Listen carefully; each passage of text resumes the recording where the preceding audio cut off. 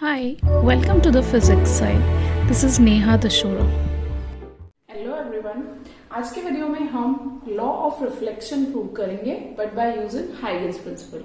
यानी लाइट को एक वेव मानकर या लाइट वेव की तरह बिहेव कर रही है तब भी क्या वो लॉ ऑफ रिफ्लेक्शन फॉलो करती है, वो हम चेक करेंगे और प्रूव भी करेंगे कि yes it does. So let us begin. यहाँ पर PQ एक रिफ्लेक्टिंग सरफेस है और रिफ्लेक्टिंग सरफेस यानी लाइट अगर इस पे इंसिडेंट होगी तो ये लाइट को रिफ्लेक्ट करेगी। तो जैसे लाइट रे का रिफ्लेक्शन होता है वैसे लाइट वेव का भी रिफ्लेक्शन इससे होगा। सो सपोज एक प्लेन वेव फ्रंट इस पर इंसिडेंट होता है, प्लेन वेव फ्रंट AB है जो कि आकर इस रिफ्लेक्टिंग सरफेस पर गिरता है, इंसिडेंट होता है। वेव फ्रंट का नाम है AB and this wave front is making angle of incidence I with the reflecting surface। यहाँ आपको ये समझना पड़ेगा कि this is for light as a wave। यहाँ लाइट को हम एज अ वेव कंसीडर कर रहे हैं, तो जो भी लाइट वेव होगी, प्लेन वेव फ्रंट लिया है हमने, प्लेन वेव का रिफ्लेक्शन करवा रहे हैं। सो ये AB पूरा एक प्लेन सरफेस है जिसको वेव फ्रंट कहते हैं और जहां एंगल ऑफ इंसिडेंस जो मेजर करेंगे वो सरफेस यानी रिफ्लेक्टिंग सरफेस के साथ प्लेन वेव फ्रंट का एंगल ऑफ इंसिडेंस होगा। अगर इसको हम कंपेयर करना चाहते हैं हमारे रे ऑप्टिक्स के डायग्राम से तो फिर एक नॉर्मल ड्रॉ कर देंगे। ओके, वहां से आपको समझ आ जाएगा कि ये एंगल ऑफ इंसिडेंस I है।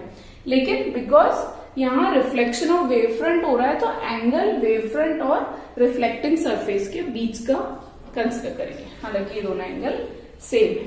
ओके, सो इसका ट्रीटमेंट वेव ऑप्टिक्स में अलग है लाइट का, क्योंकि वहां एक वेव है। रे ऑप्टिक्स में इसको रे या एक लाइन की तरह ट्रीट करते हैं। सो ये एक इंसिडेंट वेव फ्रंट है। अब होता क्या है, हमें पता लगाना है कि पॉइंट A जो कि अभी प्रेजेंट टाइम पर सरफेस पे इंसिडेंट हुआ है, तो T टाइम बाद, क्योंकि रिफ्लेक्ट हो जाएगा, सरफेस रिफ्लेक्टिंग सरफेस है, तो T टाइम बाद इसकी पोजीशन क्या होगी या पॉइंट A कहां पहुंचेगा T टाइम बाद रिफ्लेक्शन के बाद, उसको पता लगाने के लिए हम यूज करते हैं हाइगेंस प्रिंसिपल।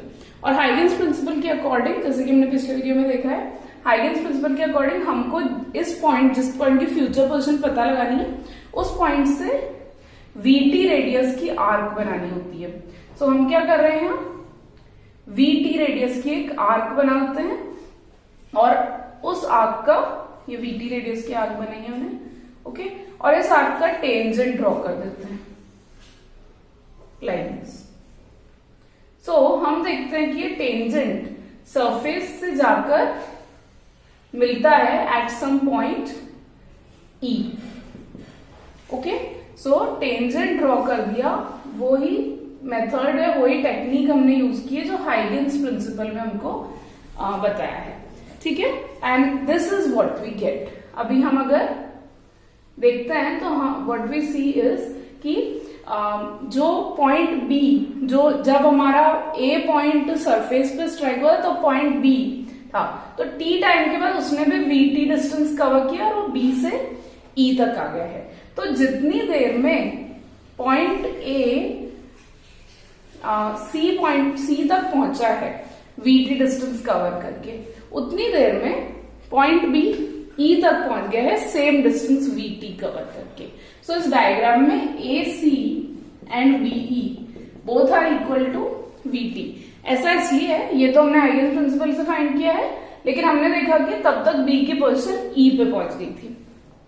तो ऐसा इसलिए है, सेम डिस्टेंस इसलिए कवर कर रहे हैं क्योंकि रिफ्लेक्शन तो सेम मीडियम में होता है, और रिफ्लेक्शन सेम मीडियम में होता है तो स्पीड वेव की सेम रहेगी, सेम टाइम में डिस्टेंस कवर्ड भी बराबर होगी। इसलिए जब तक A पॉइंट रिफ्लेक्ट होकर C तक पहुंचता है उतनी देर में B पॉइंट E पर पहुंच जाता है।